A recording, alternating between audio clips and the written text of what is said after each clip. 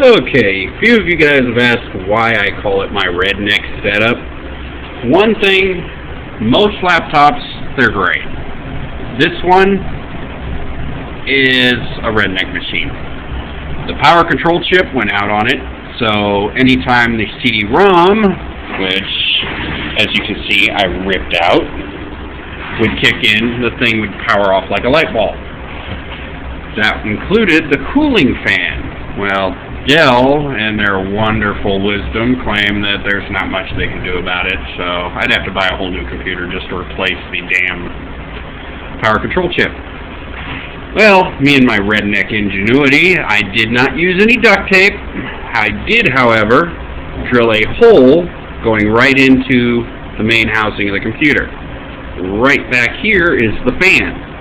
I cut the fan wires and spliced them into a USB cable, which runs completely into a USB power source. That way the fan runs non-stop, never shuts down. Just to make sure, I stuck a paper clip straight through the fan cooling fins. And let me turn this thing around for you guys. Ran one of these.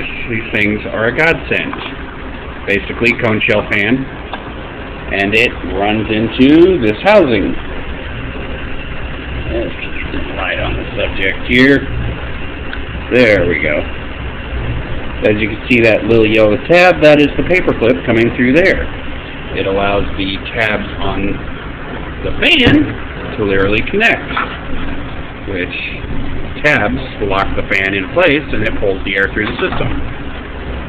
Other than that, the keyboard don't work, so we got that little thumb drive back there, and that controls this thing. Basically a mini keyboard. Welcome to my redneck world. On top of that, every time you try and do anything with this computer, the keyboard basically tells you to get lost.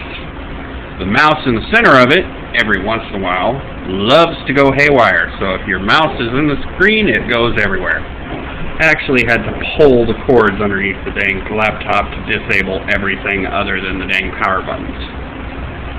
That is why I call it my redneck setup. I've pretty much duct taped the entire thing without duct tape. On top of that, there's not much more explaining that needs to be done. Other than that, you guys have a beautiful day. I'll see you all later.